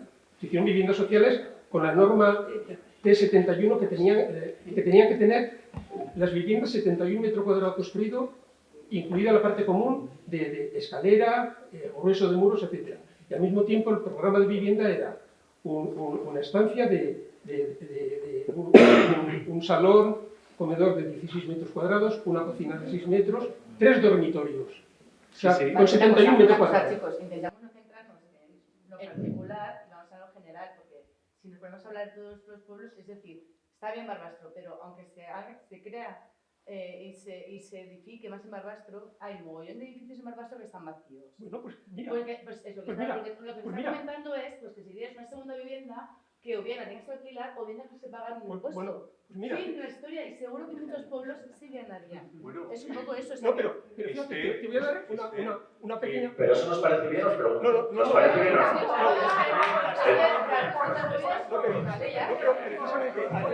Podemos vivir En sitios que estás diciendo que los precios están inflados, que están desconectados, que no se puede vivir de alquiler y que hay un 8% de las viviendas vacías. ¿Nos parece bien que las pongamos en impuestos o nos parece bien que estén vacías? Yo a ella le respondería lo siguiente, es decir, dado que no se construyen viviendas en Barbastro, porque de promoción pública no se hacen, ni hay viviendas de protección oficial, ni hay nada de todo esto, y los promotores particulares no construyen, pues hombre, se podría atacar en el casco antiguo, que hay tantísimos edificios en mal estado y demás, ¿por qué no se invierte allí? ¿Por qué no la administración, el ayuntamiento, etcétera? ¿No? ¿Por qué no aprovechamos para hacer eso? Pero una cosa, aparte de invertir, que sí, lo que hay, tú tardes lo que tardes en invertir, vas a necesitar mucho tiempo. La historia es que hay mucha vivienda vacía que no se utiliza y que la gente no quiere alquilar, ni quiere que esté nadie. Entonces, aparte de reformar los cascos antiguos de las ciudades que están por construir todos, aparte de no tirar solamente al turismo, la primera vivienda es la digna, la segunda tienes que pagar impuestos. Y si tienes 100 o tienes 200, como tiene mucha peña, tienes que matarles a impuestos. Votaremos a tu partido, Esther. Claro, tío, es que... Entonces, sí, que tengo que quieres decir y Perdona, no sé si quieres acabar con eso. No, simplemente que claro que hay que construir, pero es que hay muchas cosas construidas ya que no se utilizan. Mira, Un segundo. Decía que la compañera dice, esto parece un debate entre Edu, Antonio y no sé qué, y también no es nada de casualidad que los que más hablan sean hombres, que también es colectivo. Entonces, vamos a intentar que personas que no han tomado la palabra la tomen. Gracias también por hablar por allí, porque, jolín, es muy rico también escuchar voces nuevas que al menos yo no conocía. A mí una cosa que me interesa, que has dicho que solamente pasa en España, y a mí me pareció una barbaridad lo que pasó, que fue que lo que pasó en el 2018, que ayudas a los bancos, o sea, se inyecta dinero público a los bancos, o a las cajas, a quien sea, a las cajas, Entidades financieras está ok. Y resulta que la gente que estaba con el mitad del piso pagado, se queda sin piso y se queda con la hipoteca. Esto... ¿Qué pasó? O sea, ¿por qué no se fue a juicio y por qué no se ganó? O sea, se llevaba a juicio, pero ¿por qué no se ganó? O sea, porque se quedó en una tierra de nadie, que la peña se ha quedado sin casa y se ha quedado con la hipoteca todavía. Sí, sí, hay muchas personas de esos Por porque, eso. o sea, lo que yo propongo un poco en el análisis que hago es que eso es lo que se ha buscado, es decir, hay otras cosas, pongo el caso de una mujer, Alicia, que es una mujer que compró un piso en 2006 por 250.000 euros o así. Luego la desahucian, con la PAC consigue volver al piso con un alquiler social, pero luego el banco le vende a un fondo buitre la vivienda por 45.000 euros. La casa que ya había comprado unos años antes por 250.000. El fondo buitre, perdón, le vamos a vender al fondo buitre por 50.000 euros. Entonces ella levanta la mano y dice, oye, que yo puedo pagar eso. Y le dice el banco, y a ti no te la vendo. Se lo vende al fondo buitre a ese precio. Porque el fondo buitre, tengo intereses, usan, o sea, digamos, el proceso de venta de todas estas cientos de miles de viviendas de los fondos buitres, de los bancos a los fondos buitres, no es solo una venta, lo que hacen es ingeniería financiera de la que hablaba antes. Generan una SOCIMI, una sociedad que está participada, que principalmente, donde el banco mete ahí todas las viviendas y el fondo buitre compra más del 50% de las acciones. De esa forma es una venta que el banco se deshace de esos activos tóxicos, de esas viviendas, pero del negocio de la revalorización de esa vivienda también se va a beneficiar, ¿vale? Pero así cumple las nuevas normativas y va limpiando sus balances. Entonces, claro, como ves todas estas cosas de ingeniería financiera que están sucediendo. Hay una política que yo creo, que a ver si qué tal os parece esta. Esto estoy, en el libro cuento todo esto mucho más y hay muchas más cosas, ¿vale? O sea, que va más allá de lo que estamos hablando aquí. Pero una cosa que me parece muy interesante es, además también involucra a la administración, es la compra preferente por parte de la administración, el derecho de tanteo y retracto, ¿vale? Esto lo tienen algunas comunidades autónomas, muy pocas lo han ejercido, pero por ejemplo, en el 2020-21, no me acuerdo ahora el año, el Banco Sabadell vendió 46.000 viviendas al fondo buitre Cerberus, ¿vale? Y había 200 y pico que estaban en Valencia. Entonces, el gobierno valenciano ejerció su derecho de compra preferente y se quedó con esas 250 viviendas al precio que se lo estaba vendiendo el fondo buitre, pero del banco al fondo buitre, que era un precio muy por debajo del precio del mercado. Es decir, la administración puede hacerlo, pero entonces no genera esa especulación. Yo lo que estoy diciendo es que el mercado está regulado, pero está regulado para que esto pase, ¿vale? Para que suban los precios, para que haya muchos beneficios, cuando el Banco de España te dice los beneficios extraordinarios en el sector inmobiliario, etcétera, etcétera. Y un poco también, ya para cerrar ya la intervención, ya sí que vamos al debate, yo me digo que esto no es una crisis de vivienda, es una crisis de bienestar, pero sobre todo es una crisis política. Básicamente, vivimos en sociedades donde la desigualdad y la riqueza se legitima a través de la meritocracia. Si tú trabajas y tú te esfuerzas, te mereces lo que tienes. Y eso forma parte de los valores dominantes. Ahora ya cada vez nos damos cuenta que eso cada vez funciona menos así. Pongo dos modelos también ahí en el libro. Hablo mucho también de lo que va a pasar ahora con las herencias. Es decir, en Barbastro igual no sé, pero en Madrid, en Barcelona, probablemente cada vez más cerca en Zaragoza, los salarios ya no pueden comprar las viviendas, aunque sean dos salarios buenos, ¿vale? Entonces, el bienestar de estas nuevas generaciones, la generación inquilina, va a depender cada vez más de esas herencias. Pero esto no está socialmente aceptado. Que tú te esfuerces, trabajes y no puedas acceder a un nivel de bienestar que se nos ha prometido que podíamos acceder si trabajabas y te esforzabas. Entonces, esto está rompiendo a la sociedad, ¿vale?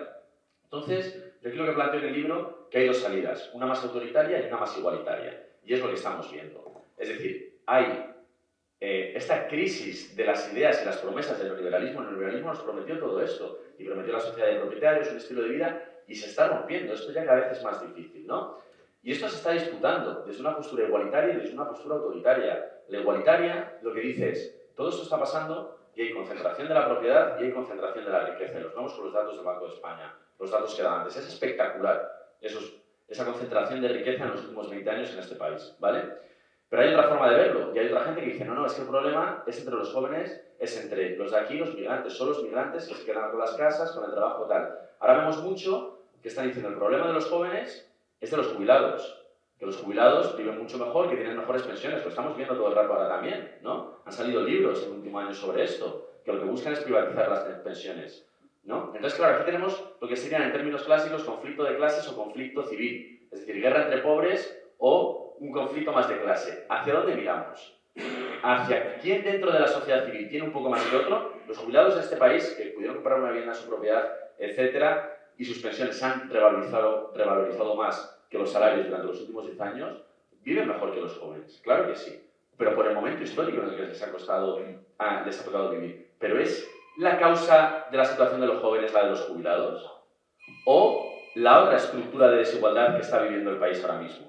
Entonces, claro, aquí hay mucho interés y mucho discurso que vemos todos los días en que te digan que no mires a la estructura de desigualdad ni de concentración de la riqueza, que mires al de al lado, que mires al jubilado, que mires al migrante. Pero quiero que hay que insistir que hay que mirar, hay que ver que se ha disparado la desigualdad y la concentración de riqueza en este país. Y por eso digo que, también partiendo de Piketty, de que el siglo XXI puede ser un siglo de pérdida de derechos, de más desigualdad, donde el bienestar cada vez venga más determinado por la herencia, y la sociedad se está rompiendo en dos. Y eso está generando conflicto y está generando que no sabemos hacia dónde va a ir nuestras sociedades. Y esto se disputa desde una forma la solución puede ser de carácter redistributiva y de conquista de derechos, o puede ser todo lo contrario, mantener unos derechos para unos grupos que te van a dar legitimidad frente a otros que van a perder derechos, a perder condiciones de vida, etc. Y esto es lo que nos estamos jugando. Por eso la crisis de vivienda, ante todo, es una crisis política, que cómo se resuelva y cómo se interprete, en realidad lo que nos está diciendo es a la sociedad a la que vamos a vivir hacia el futuro. Y si el siglo XXI se va a parecer más al siglo XX o al siglo XIX. Y lo que plantea el libro también de este nuevo paradigma de vivienda, que desarrolla mucho más, es que precisamente el nuevo paradigma de vivienda es una forma de democratizar el sector inmobiliario y conquistar la vivienda como derecho, como la educación y con la sanidad. Y que ese sea un modelo de democratización de la economía, donde cada vez más la economía tienda a servir a los intereses de las mayorías sociales y del bienestar de las mayorías, frente a lo que estamos viendo por el otro lado, que es más concentración de riqueza y más exclusión. Yo creo que con esto está... Gracias.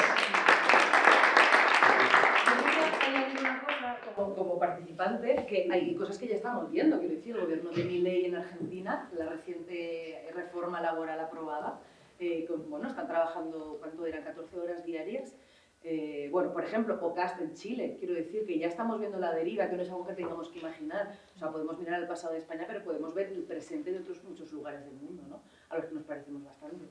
Y una cosa que sí que quería comentar, aunque desde luego mi caso particular no es representación de nada, ni ejemplo de nada, pero ya que estamos en un lugar seguro, que para eso fue creada terapia colectiva, pues también me apetece compartir. Yo soy de Estadilla y, pues me fui a estudiar y cuando en una de esas que intenté volver, ¿no? Entre que dejas un novio, no sé qué, no sé cuántos, quieres volver a Estadilla, yo no pude volver a vivir en Estadilla porque no tenía dónde vivir. Y como mi familia no son propietarios, que además me llama la atención cómo coincide que si mis progenitores todavía no están jubilados, ni sus pensiones se han revalorizado, ni pudieron comprar en su momento porque tampoco tenían los recursos, aun estando en las circunstancias mucho más fáciles que en este momento, nos juntamos esos progenitores también vulnerables con gente que todavía no hemos podido acceder a la vivienda con casi 40 años.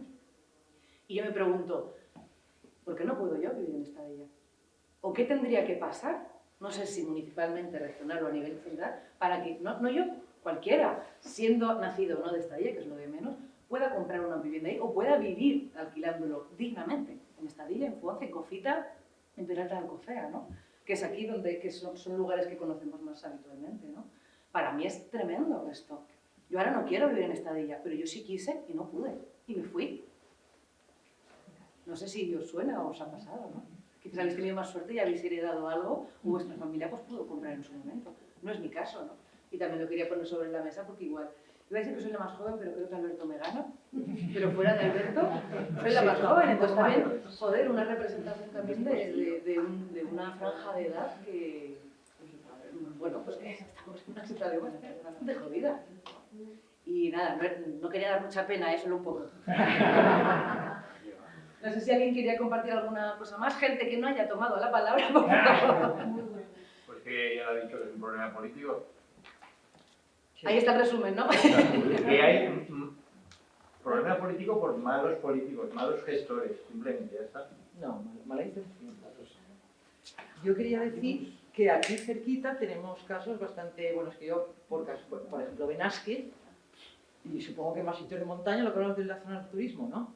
Pues yo conozco un caso y además que lo conozco directamente porque una persona se ha comprado un apartamento en Benasque y me dijo, fíjate, van a venir unos canadienses a vivir a Benasque. Quiere decir que hay fondos de especulación, pero yo creo que también se apunta mucha gente al carro de si puedo, tengo dinero y tal, que claro, a lo mejor lo gordo son los fondos de inversión. Luego pues allí han comprado canadienses y mallorquines en Benasque, yo me quedé muerta. Y digo, y claro, ¿y qué pasa? Ya se pensaba que si iban a ir allí a pasar algún rato del verano, no, están en pisos turísticos. Y hablamos de pisos que trabajan en las pistas, que están en furgonetas porque no. Exactamente, y además que hay gente que tiene que vivir en furgonetas. En las pistas de esquí está pasando eso. Eso es lo que digo de la demanda no residencial. Eso es lo que hablo de una demanda no residencial, que no compra para vivir, pero compra para otros usos o como inversión, porque se lo pueden permitir y porque tienen más dinero. Hay otra cosa, los fondos de inversión son quienes dinamizan el ciclo, pero no son quienes controlan todo el parque inmobiliario. De hecho, analizando Analizando, porque yo lo que planteo en el libro es que la sociedad de propietarios se está rompiendo por abajo, generación inquilina excluida de la vivienda, pero también por arriba, porque también surgen hogares de caseros, que hay población de este país que antes tenía una vivienda y ahora se están convirtiendo en caseros, empiezan a tener 2, 3 viviendas que alquilan, ¿vale? Lo que vemos con los datos de Hacienda es que esta población de caseros, que en general son población trabajadora, también asalariada, pero lo que se distinguen es que son la población de mayor renta del país, ¿vale? Lo analizo con unos gráficos por cuartiles, donde están los inquilinos, donde están los caseros, y se ve que los hogares de caseros están en las rentas más altas del país y los hogares de inquilinos están en la renta más baja, ¿vale? Están ahí los gráficos. Lo que sucede es que incluso a los hogares estos de caseros les quitas, ¿no? Hago otro gráfico, un modelo muy simple, de ¿qué pasa si les quitas todo el ingreso que obtienen de los alquileres de sus propiedades? Lo que vemos es que los hogares de inquilinos, o sea, que los hogares de caseros, su renta disponible más que duplica la renta de los hogares de inquilinos. Si le quitas toda la renta que obtienen por el alquiler de esas viviendas. ¿Qué nos dice esto? Que no solo se está disparando la desigualdad por culpa de la propiedad inmobiliaria, sino que el mercado del alquiler está funcionando como un mecanismo regresivo de transferencia de rentas, de los que menos tienen hacia los que más tienen, ¿vale? Aún aumentando más la desigualdad. Y además, un inquilino que de repente le sube un alquiler 300 euros, son 300 euros que no se gastan ¿en qué? En cañas, en ocio, en viajes, en cultura, en comer mejor, etc. Lo que se observa con estos hogares de caseros es que este ingreso extra no sirve, en general, la gran mayoría, para aumentar su consumo, sino que se redirige también hacia la inversión, ¿vale? Hacia más inversión. Entonces, ¿qué quiere decir esto? Que una política redistributiva en este país es, cuando nos preguntamos, la más inmediata para aliviar a la generación inquilina, es bajar los precios por ley, no congelarlos. Bajar los precios por ley como se atrevió a hacer Berlín hace unos años. Es decir, tú puedes hacerlo y ahí va a haber hogares de caseros que van a decir, no, a mí yo voy a tener unos dineros si haces esta política, claro que sí, pero es que sois la población de mayor renta de este país. ¿Nos puede parecer legítimo o no? Yo creo que como sociedad hay que debatirlo, pero hay que señalarlo, que esto está rompiendo a la sociedad y que no sabemos el rumbo que va a tomar y que puede tomar un rumbo que esté marcado por no tener derechos, mucho más conflicto, mucho más violencia y mucha más coacción. Pero esto está pasando. Entonces, como sociedad, ¿qué vamos a hacer? ¿Cuánto es legítimo que cobre un casero a sus inquilinos? Aquí en Barbastro. A una persona de 2 personas que trabajan aquí en Barbastro, con 2 sueldos, ¿cuánto es el sueldo medio en Barbastro? 1.800 en Barbastro, vale. ¿Medios?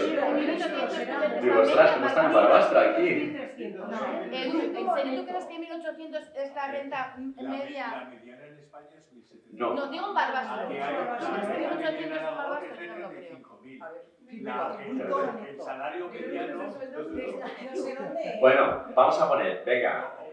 A ver, por hogar, 1.300, 1.700. Pero estás hablando de estadísticas, no de Bueno, el hogar, ¿cuánto ponemos? Yo pondría 1.400. 1.400, pues.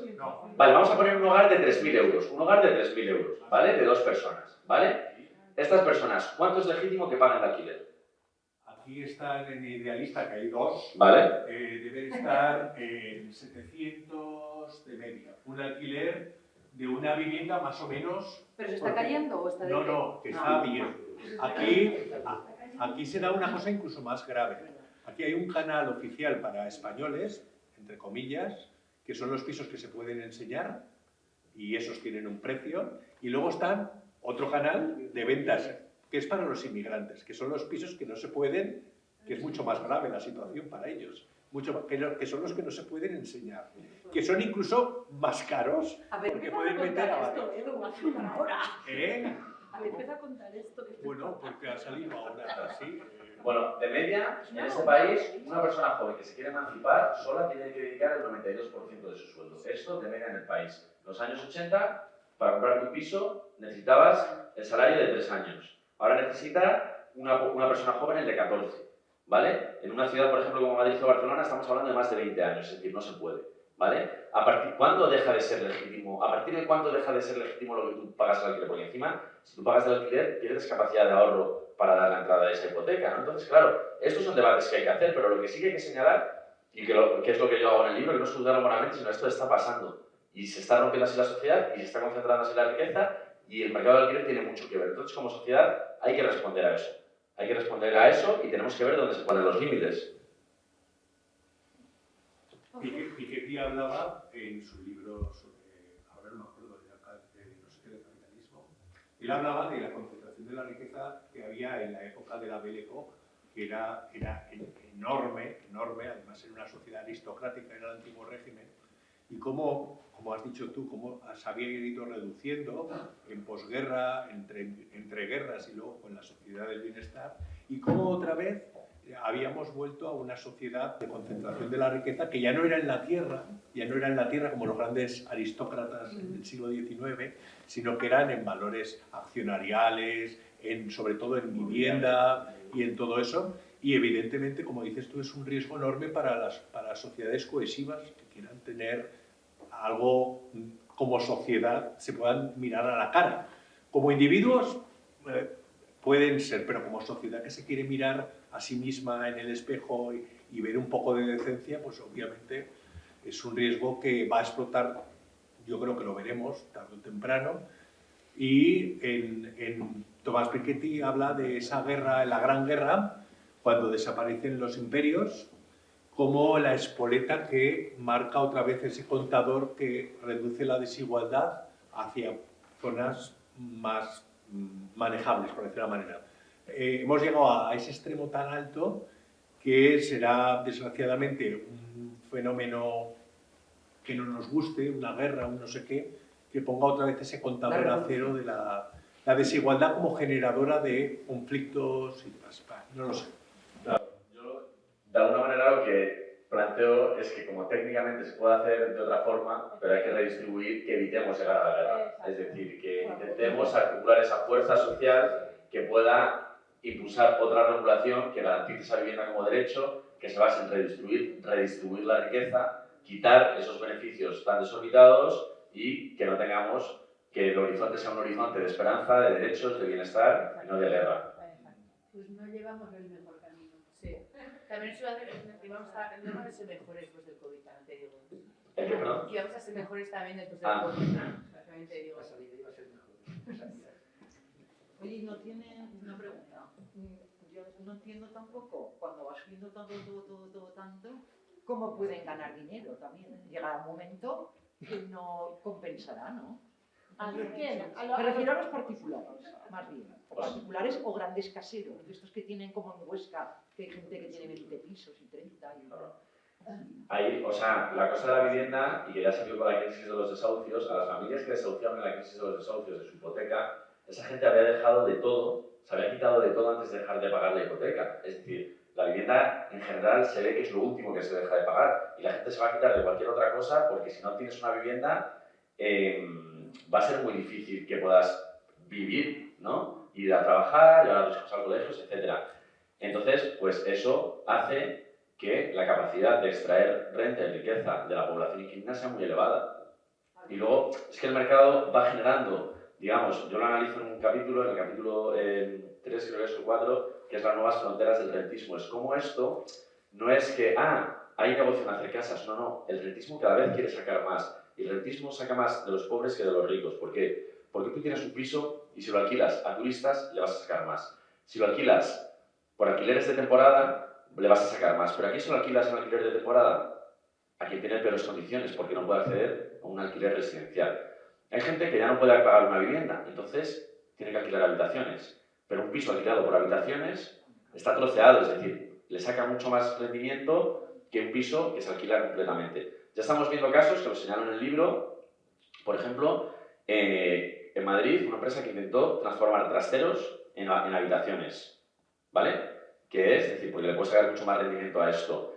Hay unos hoteles cápsulas, de los que hablo también en el libro, que los hoteles cápsulas, no sé si los conocéis, son como ideales para turistas aventureros. Pues de repente hay población que empieza a vivir ahí. Gente que viene, además gente que viene de otras provincias más pequeñas, en ciudades como Madrid, a cubrir una baja. Yo pongo el ejemplo de 2 profesores de instituto que vienen a cubrir una baja, es decir, que son personas que no tienen trabajo estable, tienen trabajo temporal, entonces necesitan ahorrar cuando trabajan y se van a vivir a Madrid y viven en esas cápsulas porque les sale mucho más barato que vivir, que tener que alquilar una habitación, que si no se come todo su sueldo. Entonces, claro, ves cómo el rentismo avanza y te va metiendo en cápsulas para que tú puedas hacer sostenible esto, pero esto ya está pasando. Esto ya está pasando, ¿no? Y la cantidad de gente que vive en camping en Andorra, todos los camareros y etcétera, viven en el camping de la entrada.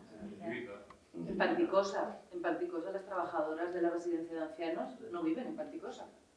No pueden pagarlo. Bueno, yo creo que estamos en la hora, me parece. Son las 9:10, pero mola un montón porque al final, cómo se nota que esto es algo que nos enciende y como para no encendernos. Antes de darte las gracias, Javi, quería recordaros que mañana tenemos la charla, la presentación del libro Verdugos del 36, con David Alegre, que va a estar en diálogo con Juan Carlos Ferrer. Y eso me lleva a mí a hacer el siguiente comentario, que creo que nos haría falta entre hoy jueves y mañana viernes, entre el tema de la desigualdad en la vivienda y los verdugos del 36 con un enfoque radicalmente novedoso que va a venir mañana con David, un día en el medio para estudiar qué grandes fortunas de las que se enriquecieron después del golpe de Estado y por supuesto durante toda la dictadura, cuáles de ellas siguen concentrando el poder y cuáles de ellas siguen concentrando el poder inmobiliario. Me encantaría saber este dato, así que prometo en algún momento que podamos abordarlo. Pero me parece una casualidad, no casualidad, que entre lo de hoy y lo de mañana haya un puente que en este país esté tan claro, porque sabemos que eso ha sucedido y de hecho, bueno, no quiero hacer publicidad de otro libro en un día como hoy, pero ya lo tengo en casa, pero no me ha dado tiempo de hincar el diente y me gusta recomendar algo que he leído ya, pero prometo a la gente que, bueno, que estáis aquí, si cuando lo lea lo queréis saber, lo comentaré. Pero creo que es un dato importante también, porque tampoco es irrelevante que la gente que concentra, como decía ella, en Huesca, que 20-30 pisos, no creo que venga tampoco de la nada, ¿no? Si no es fácil acceder a uno, pues a 20, pues mucho menos, ¿no? Bueno, se acaba mi chapa de hoy. Muchísimas gracias por estar aquí, por participar tan descarnadamente a todas y a todos, y sobre todo a ti, Javi, por hacer el esfuerzo, porque ha hecho ingeniería, vamos, en caja de bolillos con los codos para poder estar aquí hoy, que sé que otra cosa del mundo rural es que no siempre el acceso es fácil, venir hasta aquí no siempre es fácil, así que también muchísimas gracias.